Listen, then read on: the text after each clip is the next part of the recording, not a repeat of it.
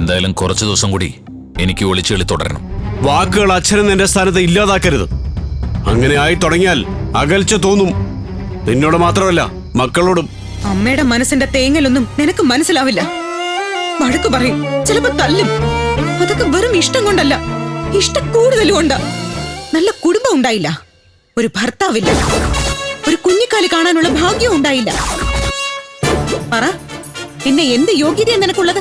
ഭർത്താവും കുടുംബവും കുട്ടിയൊക്കെ താമസിയാതെ എനിക്ക് ഉണ്ടാവും. അപ്പൊ നീ എന്റെ യോഗ്യത തിരിച്ചറിഞ്ഞോളൂ. എനിക്കറിയണ്ട നിന്റെ ഒരു യോഗ്യത. എന്റെ മോളെ കൊണ്ടുപോകാനാ ഞാൻ വന്നത്. ഇവിടെ നിന്റെ തോന്നിവാസത്തിന് ഞാൻ വിട്ടുതരില്ല. ഞാൻ വരുന്നില്ല. നീ വരും. വന്നില്ലെങ്കിൽ അമ്മ ഇവിടെ വീണു മരിക്കും. പൊയ്ക്കോ മോളെ, ഇവളുടെ ശവം കാണാനൊന്നും എനിക്ക് താല്പര്യമില്ല. കാണില്ല നീ. എന്റെ കുഞ്ഞിന് വേണ്ടി മരിക്കാനും തയ്യാറാണെന്നാ ഞാൻ പറഞ്ഞത്, അല്ലാതെ നിന്നെ കാണിക്കാൻ വേണ്ടിയൊന്നല്ല. പക്ഷെ ഞാൻ കാണും നിന്റെ തകർച്ച. ചെയ്തു കൂട്ടുന്ന ഈ പാവങ്ങൾക്കൊക്കെ നീ അനുഭവിക്കുന്നതും കണ്ണീരൊഴുക്കുന്നതും ഞാൻ എന്റെ കണ്ണുകൊണ്ട് കാണും. വാടി ഇങ്ങോട്ട്, വരാൻ.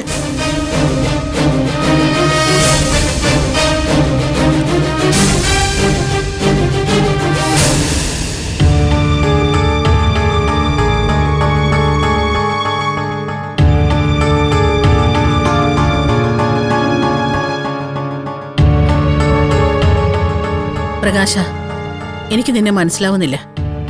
എന്തുദ്ദേശിച്ച നിന്റെ ഈ പോക്ക്? ഞാൻ തൽക്കാലം ഒന്നും ഉദ്ദേശിച്ചിട്ടില്ല.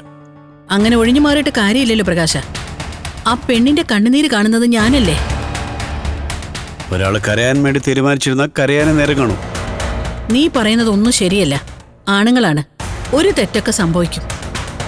അങ്ങനെ തെറ്റ് ചെയ്യുന്ന ആദ്യത്തെ ആളൊന്നും അല്ല നീ. പക്ഷേ തെറ്റ് തിരുത്താൻ തയ്യാറാവുമ്പോഴാ നല്ലൊരു കുടുംബനാഥനാവുന്നത്. അമ്മ, എനിക്ക് ആവശ്യം സ്വസ്ഥമായൊരു ജീവിതമാണ്. ആവശ്യത്തിനും അനാവശ്യത്തിനും എന്നെ കുറ്റപ്പെടുത്തിയും പരാതി പറഞ്ഞും വർഷങ്ങളായിട്ട് എന്റെ സ്വസ്ഥത കെടുത്തുമായിരുന്നു സുജാത. ഭാര്യമാരൊക്കെ അങ്ങനെയാടാ. അത് സ്നേഹം കൊണ്ടല്ലേ? അല്ലമ്മേ, ഇത് സ്നേഹമൊന്നുമല്ല, ഒരുതരം മനോരോഗമാ.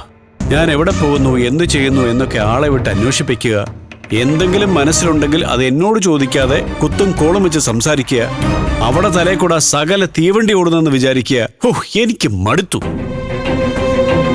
വന്നിപ്പോ അമ്മ എനിക്ക് സ്വയം കിടത്തി തുടങ്ങി. സുജാതയുടെ സങ്കടം ഞാൻ മനസ്സിലാക്കുന്നുണ്ട്. അമ്മ എന്റെ സങ്കടങ്ങളെ ആദ്യം മനസ്സിലാക്കേണ്ടത്. എനിക്ക് അങ്ങനെ ഒരു ഭാര്യയുടെ കൂടെ ജീവിക്കാൻ ബുദ്ധിമുട്ടുണ്ട്. അപ്പൊ നീ എന്ത് ചെയ്യാൻ പോകുന്നു? ഞാൻ എന്ത് ചെയ്യണമെന്ന് അവളാ തീരുമാനിക്കുന്നത്. എന്തായാലും എനിക്ക് സുജാതയെ സ്നേഹിക്കാൻ പറ്റാതായി. എനിക്കവളെ വേണ്ട.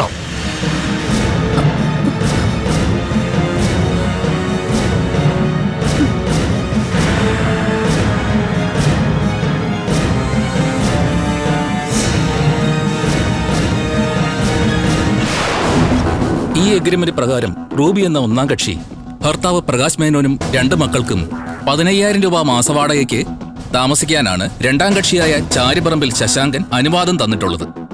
അതെ സർ, വാടക കൃത്യമായിട്ട് കൊടുക്കുന്നുണ്ട്. അതല്ലല്ലോ ഇവിടുത്തെ കാര്യം. രണ്ടാം കക്ഷിയായ ഈ ഇരിക്കുന്ന ശശാങ്കന്റെ പരാതി പ്രകാരം നിങ്ങളുടെ ഭർത്താവല്ല മേൽപ്പടി പ്രകാശൻ. അല്ല സർ, ഇവരുടെ ഭർത്താവ് ഒരു ക്രിമിനലും പോലീസ് അന്വേഷിച്ചുകൊണ്ടിരിക്കുന്ന ഒരു പ്രതിയുമാണ്. അങ്ങനെ ഒരു ഭർത്താവ് ഉണ്ടായിരുന്നു. പക്ഷെ നിയമപരമായി ഞങ്ങൾ വേർപിരിയാനുള്ള കേസ് നടക്കുക. അതൊക്കെ നിങ്ങളുടെ വ്യക്തിപരമായ കാര്യങ്ങളാണ്. ശശാങ്കന്റെ പരാതി പ്രകാരം നിങ്ങൾ കള്ളം പറഞ്ഞ് ഇദ്ദേഹത്തെ ചീറ്റ് ചെയ്തിരിക്കുകയാണ്. നിയമപരമായി വിവാഹം കഴിക്കാതെ 2 പേർ ഒരുമിച്ച് താമസിക്കുന്നത് കുറ്റമല്ല. പക്ഷേ അത് കെട്ടിടോടമസ്ഥനെ കബളിപ്പിച്ചുകൊണ്ടാവരുത്. അങ്ങനെയൊന്നും ഉദ്ദേശിച്ചിട്ടില്ല. എങ്കിൽ വീട് ഒഴിഞ്ഞു തരണം, തന്നേ പറ്റൂ. വേറൊരു വീട് കിട്ടുന്നത് വരെ എനിക്ക് സമയം അനുവദിക്കണം.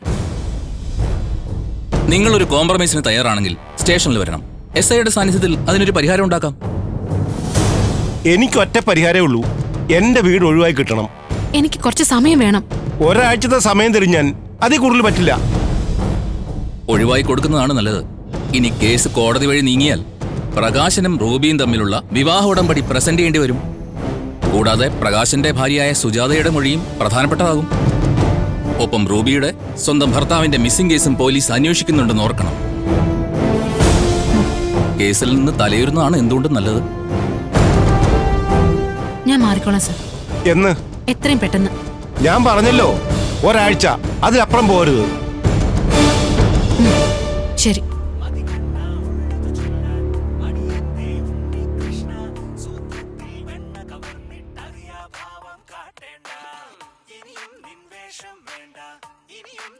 എന്തൊക്കെ പ്രശ്നങ്ങളുണ്ടായാലും വീട് വിട്ടിറങ്ങിപ്പോകാൻ പാടുണ്ടോ അപ്പു?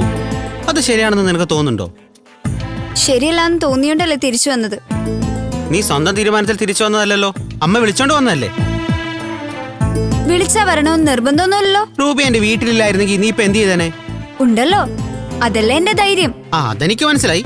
പക്ഷേ നീ സൂക്ഷിച്ചോ, റൂബി എനിക്ക് എന്തോ കള്ളത്തരുണ്ട്. എനിക്ക് അങ്ങനെ തോന്നിയിട്ടില്ല. എനിക്ക് തോന്നുന്നുണ്ട്. അത് അഭിയേട്ടൻ അമ്മ പറയുന്നത് മാത്രം കേൾക്കുന്നുണ്ടാ. ആയിരിക്കും. നമ്മൾ അമ്മ പറയുന്നതല്ലേ അനുസരിക്കേണ്ടത്. അനുസരിക്കുന്നോണ്ടല്ലേ അമ്മ വിളിച്ചപ്പോ ഇങ്ങോട്ട് പോന്നത്. പക്ഷെ അമ്മ എന്താ ചെയ്തേ? ആ കോഫി ഹൗസിൽ വന്ന് റൂബിയനെ നാണം കെടുത്തിയില്ലേ? അതൊക്കെ നീ കാരണല്ലേ അപ്പു. അമ്മയ്ക്ക് നിന്നോട് സ്നേഹമുള്ളതുകൊണ്ടല്ലേ വിളിക്കാൻ ഓടി വന്നത്. ഇങ്ങനെ സ്നേഹം കാണിക്കുന്നതേ കുറച്ച് കടുപ്പാണ് അഭിയേട്ടാ. വന്ന് അമ്മ ഇപ്പൊ വെറുതെ നാവിട്ടടിക്കുന്ന ഒരു ജന്തുവായി മാറി. അപ്പു പറയുന്നതൊക്കെ അമ്മയെ കുറിച്ചാണെന്നുള്ളൊരു വിചാരം വേണം. വിചാരമൊക്കെ ഉണ്ട്, പക്ഷെ സഹിക്കാൻ പറ്റുന്നില്ല. പബ്ലിക് പ്ലേസ് ആണ്, കുറച്ച് മാനേഴ്സ് കാണിക്കണമെന്ന് റൂബിയാന്റെ കാല് പിടിച്ച് പറഞ്ഞു നോക്കി, കേട്ടില്ല. വെറുതെ ഓരോന്ന് പറഞ്ഞുകൊണ്ടിരിക്കായിരുന്നു. എന്നിട്ടിപ്പോ നീ തനിച്ചു പോന്നത് എന്താ? അമ്മ എന്തേ? എന്റെ കൂടെ പോന്നതാ. റൂബിയാന്റെ വിളിച്ചു, ഒറ്റയ്ക്ക് അമ്മയെ കാണണോന്ന് പറഞ്ഞു. ഇപ്പൊ കണ്ട് വഴക്കുണ്ടാക്കിയെന്നല്ലേ നീ പറഞ്ഞത്, പിന്നെ എന്ത് കാണാനാ? അഭിയേട്ടന് ഒരു കാര്യം മനസ്സിലാക്കണം, വഴക്കുണ്ടാക്കുന്നത് റൂബിയാന്റെ അല്ല, അമ്മയാണ്. ആളുകൾക്കിടയിൽ വെച്ച് കൂടുതൽ സംസാരിക്കാത്തത് റൂബിയാനിക്ക് വിവരമുള്ളതുകൊണ്ടാ. ഇപ്പൊ അമ്മ ഒറ്റക്ക് കാണണമെന്ന് പറഞ്ഞതും എന്തെങ്കിലും പറയാനുണ്ടെങ്കിൽ അത് മറ്റുള്ളവരെ കേൾപ്പിക്കണമെന്ന് വിചാരിച്ചിട്ടായിരിക്കും. അമ്മയ്ക്കില്ലാത്ത സംസ്കാരം ആന്റിക്കുണ്ട്.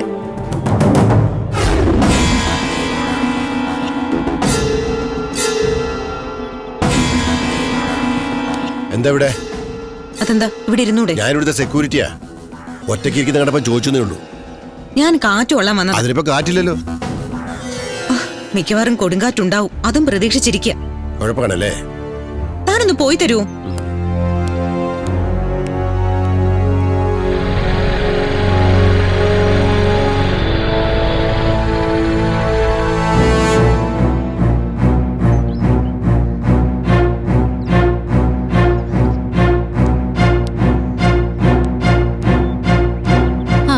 പറഞ്ഞ സമയത്തിന് മുന്നേ നീ എത്തിയോ? പങ്ക്ച്വാലിറ്റി എന്നൊക്കെ പറഞ്ഞ ഇതാ. നിന്നെ കാണാൻ താല്പര്യം ഉണ്ടായിട്ട് വന്നൊന്നുമല്ല. ജീവിതത്തെ സംബന്ധിക്കുന്ന എന്തൊക്കെയോ പറയാനുണ്ടെന്ന് പറഞ്ഞപ്പോ ഒന്ന് കേട്ടേക്കാന്ന് വിചാരിച്ചു. അപ്പൊ ജീവിതത്തെ ബാധിക്കുന്ന കാര്യങ്ങളെ കുറിച്ച് ഒരു ക്യൂരിയോസിറ്റി ഉണ്ട് നിനക്ക്? നീ പറയാൻ എന്തേലും ഉണ്ടെങ്കിൽ പറഞ്ഞിട്ട് പോ റൂബി. ഞാനിവിടെ തലയിൽ തീയുമായിട്ട് നിൽക്കുക. നീ ഇങ്ങനെ ടെൻഷൻ ആവാതിരുന്ന ഒരു കുഴപ്പമില്ല. സത്യത്തില് ടെൻഷൻ ആവേണ്ടതും നിന്റെ മുഖം അടച്ചു തരേണ്ടതും ഞാനാ. എന്താ തല്ലാൻ വിളിച്ചതാണോ നീ എന്നെ? സത്യത്തിൽ നിന്നെ ഞാൻ കൊല്ലേണ്ടതാ. അറിഞ്ഞു കാണും, എന്നെ ഞാൻ താമസിക്കുന്ന സ്ഥലത്ത് നിന്ന് ഇറക്കി വിടുക നീ കാരണം. നിന്റെ അമ്മായിയമ്മ പറഞ്ഞു വിട്ട് ഉള്ളതും ഇല്ലാത്തതെല്ലാം പറഞ്ഞു കേൾപ്പിച്ച് ഹൗസ് ഓണറെ എനിക്കെതിരായിട്ട് തിരിച്ചു. അവര് പോലീസും പട്ടാളൊക്കെ ആയിട്ട് വന്നിട്ടുണ്ടായിരുന്നു എന്നെ പടിയടിച്ച് പിണ്ടം വയ്ക്കാൻ. ഞാൻ പറഞ്ഞിട്ടല്ല അമ്മ അവരുടെ അടുത്തേക്ക് ചെന്നത്. എന്തായാലും നന്നായി. നിന്റെ ശല്യം ഈ നാട്ടിൽ ഉണ്ടാവാതിരിക്കുന്നതാ നല്ലത്. നാട്ടിലുണ്ടാവില്ല, പകരം വീട്ടിലുണ്ടായാലോ? മനസ്സിലായില്ല നിനക്ക്? ഇറങ്ങി പുറപ്പെട്ടാ കാറ്റും തീയും പോലെ ആളി പടരുന്ന സ്വഭാവം എനിക്ക്. ചുമ്മാ നിന്റെ കുടുംബത്തിൽ കയറി ഞാനങ്ങ് മേയും. എന്നുവെച്ചാ ഇപ്പൊ താമസിക്കുന്ന വീട്ടിൽ നിന്ന് ഇറങ്ങിയ ഞാൻ നിന്റെ വീട്ടിലേക്ക് വരും. അവിടെ അടുക്കള മുതല് കിടപ്പറ വരെ അഴിഞ്ഞാടും ഞാൻ. എന്റെ വീടിന്റെ മുറ്റം വിട്ട് അകത്ത് കയറിയ ചൂലെടുത്ത് തല്ലും ഞാൻ.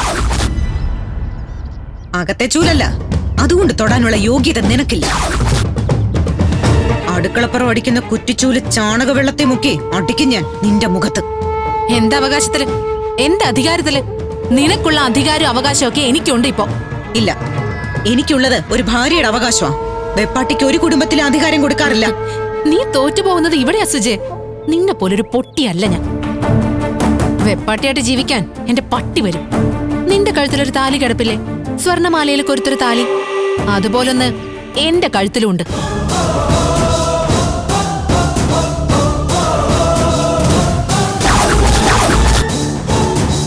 പ്രകാശേട്ടൻ കെട്ടിയ മഞ്ഞ ചരടിൽ കൊരുത്ത ഈ താലി ഞാനും ഒരു സ്വർണമാലയിൽ കെട്ടിക്കൊണ്ടു നടന്നു.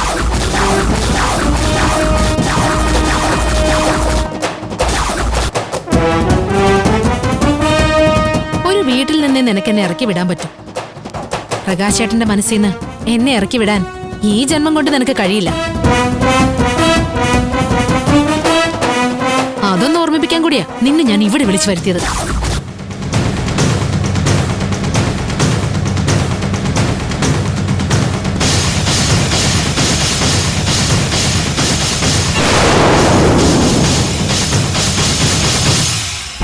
പ്രകാശ് പറയുന്നൊന്നും എനിക്ക് മനസ്സിലാവാഞ്ഞിട്ടല്ല. പക്ഷേ ഈ സ്ഥാപനത്തിന്റെ റെപ്യൂട്ടേഷനെ ബാധിക്കുന്ന ഒന്നും ഞാൻ സമ്മതിക്കില്ല. സർ, അതിന് മാത്രം പ്രശ്നങ്ങളൊന്നും ഉണ്ടായിട്ടില്ലല്ലോ. പ്രകാശ് ഒന്നും അറിയുന്നില്ലെന്നേ ഉള്ളൂ. ഓഫീസിലെ സംസാര വിഷയം താങ്കളും റൂബിയും തമ്മിലുള്ള ബന്ധമാണ്. അത് തികച്ചും വ്യക്തിപരമായ കാര്യമായിരിക്കാം. പക്ഷേ ഈ ഓഫീസിലുള്ളവരുടെ ശ്രദ്ധ മുഴുവൻ അതിലാണ്. സർ, ഇവിടുത്തെ കുറച്ച് സ്റ്റാഫുകൾക്ക് എന്നോടും റൂബിയോടുള്ള എതിർപ്പിന്റെ ഭാഗമായിട്ടുണ്ടാകുന്ന റൂമറുകളാ. സാർ അത് വിശ്വസിക്കരുത്. അങ്ങനെ റൂമറുകൾക്ക് പിന്നാലെ പോകുന്ന ഒരാളല്ല ഞാൻ. വിശ്വസിക്കില്ലായിരുന്നു പ്രകാശ്. താങ്കളുടെ അമ്മ എന്നെ കാണാൻ വന്നില്ലായിരുന്നെങ്കിൽ. അമ്മ തെറ്റിദ്ധരിച്ചെന്തൊക്കെ പറഞ്ഞതാ. അതെങ്ങനെയാണ് പ്രകാശ് രണ്ടുപേരെയും തമ്മിൽ ബന്ധപ്പെടുത്തി വീട്ടുകാരും നാട്ടുകാരും ഓഫീസിലുള്ളവരും ഒരുപോലെ പറയുന്നത്? സ്ഥാപനത്തിൽ കുടുംബക്കാർ വന്ന് പരാതി പറയാൻ പാടില്ല. റൂബിയെ പിരിച്ചുവിടണ്ടെന്ന് പറഞ്ഞത് ഞാൻ മുഖവിലക്കെടുക്കാം. പക്ഷേ വൺ കണ്ടീഷൻ, അതായത് നിങ്ങൾ രണ്ടുപേരും രണ്ടിടത്ത് വർക്ക് ചെയ്യണം. പ്രകാശൻ ഹെഡ് ഓഫീസിലേക്ക് മാറിക്കോളൂ, അല്ലെങ്കിൽ റൂബി മറ്റൊരു ബ്രാഞ്ചിലേക്ക് മാറട്ടെ. എന്താ സർ, പ്ലീസ്. ഇതിനകത്ത് ഇങ്ങനെ ഒരു ആർഗ്യുമെന്റിന്റെ ആവശ്യമില്ല. രണ്ടുപേരും എഫിഷ്യന്റ് ആയ ആളുകളാണ്. അതാ ഞാൻ ഇങ്ങനെ ഒരു സജഷൻ വെച്ചത്. അല്ലെങ്കിൽ മാനേജ്മെന്റിന് തീരുമാനം എടുക്കേണ്ട കാര്യമുള്ളൂ. അറിയാം സർ. ഓക്കെ, നിങ്ങൾ ആലോചിച്ചിട്ട് പറയും. ശരി സർ.